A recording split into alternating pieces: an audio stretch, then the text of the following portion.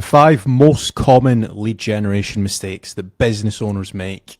Today I'm joined with James, and obviously we deal with a lot of businesses on a day-to-day basis when we do lead generation for them. But let's kick things off. What is the 5th most common thing that business owners do when it comes to lead generation? I'd say it is to do with relying on one source of lead generation. So obviously you should be trying to generate leads from a lot of different places, like PPC, could be SEO, could be Facebook ads, it could be using a lead generation company. There's many different ways how you can generate leads, and you shouldn't have a single point of failure. So I'd say that's a big mistake that people do when they have a single point of failure.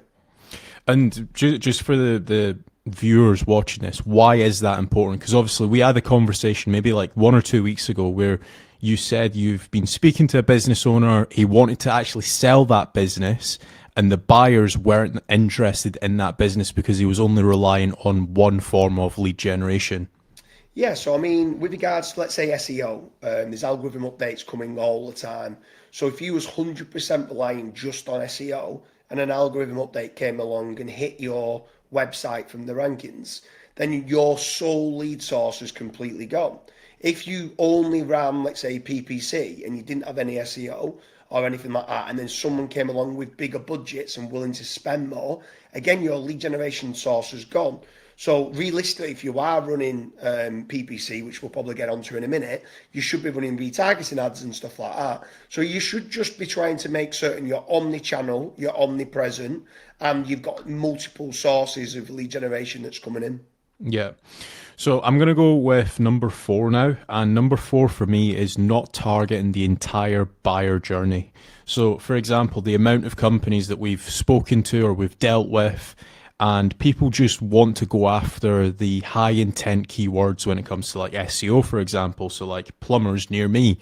And they never want to go after all of like the user journey and the questions and the prerequisite questions that customers might have prior to actually purchasing your product. Now, a few things that are important when it comes to targeting the entire user journey.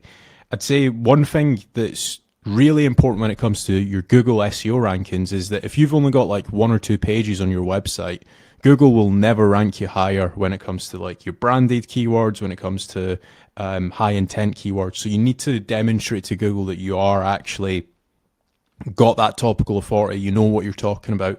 Because otherwise, I've said this before in other videos, you could be the best brain surgeon in the world, but if you aren't demonstrating that on your website, Google is just not going to rank you. They're not just, they just won't trust you at all.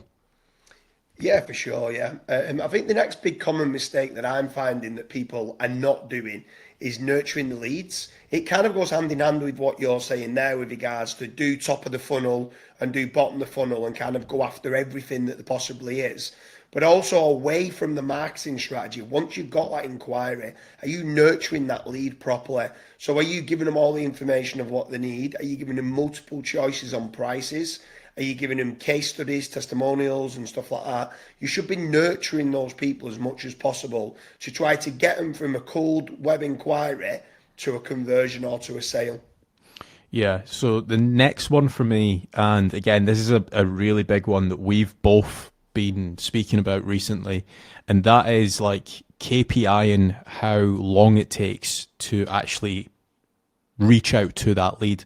So, for example, if a lead comes in on Monday, are you replying to that lead on Monday, maybe like 5 minutes after they've filled out the form?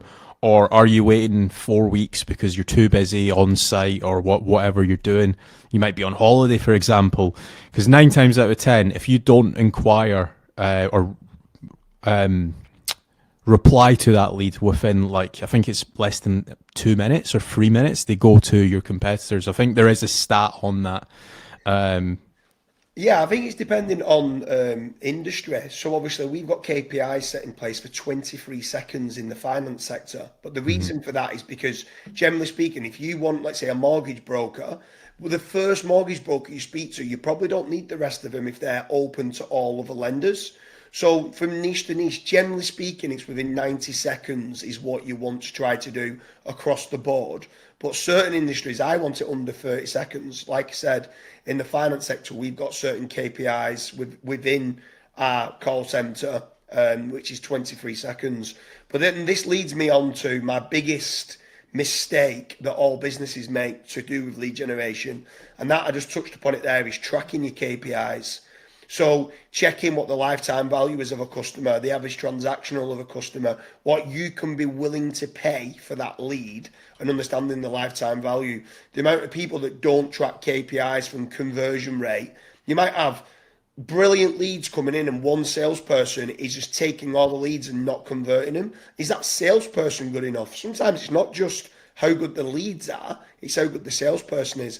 And tracking those KPIs is the most important thing you can be doing, not just for costs, but making certain the conversion rate optimization of your website, but also of your sales funnel is working correctly. And I think that's the biggest mistake that people make when it comes down to lead generation.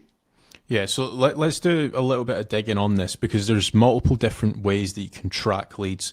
So a few things that I'm just going to rattle off and then chime in if I miss any out.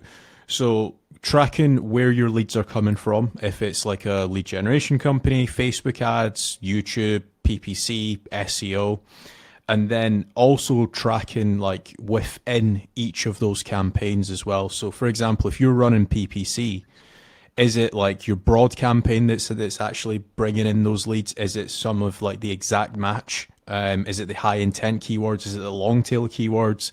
What other things are you tracking, or do you think I've covered that there? No, I mean, there's plenty of other things, like you can have like UTM tags on certain things to do with like PPC to know exactly what ad it's come from or what landing page it's come from. So like me and you did a great example where we was generating a lot of leads via Facebook ads, and we was getting certain leads, and I think it was costing around £25 a lead, and we're thinking, oh, this is working really well. But actually the campaign at £35 a lead was converting 3 times better. So at that point, I'm like, can you scale up the ad group at £35 a lead? Now, at first, if someone says £25 a lead or £35 a lead, why would you want to ramp up the one that's more expensive? Well, obviously, like I just said, the conversion rate from actual cold web inquiry to order was 3 times higher. So when you start looking at it from that point of view, it's not just cost per click, it's not just cost per lead, it's not even cost per acquisition, it's checking to see the lifetime value as well from that lead as well of what you can get back on your return on ad spend. So, and some people might not be doing it via paid ads, some people could be doing it from a lead generation company. But again, you might be using certain lead generation companies that could be generating you a lot of leads, but they're not converting.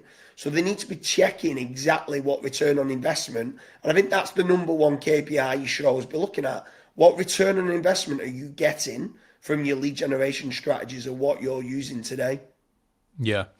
So that has been our video on 5 lead generation mistakes. If you are struggling to generate your own leads, head over to fatrank.com. We do this day in, day out for businesses all over the world. We can generate your leads at no risk. So go over, fill out the form, and our team will be in touch. Thanks for watching.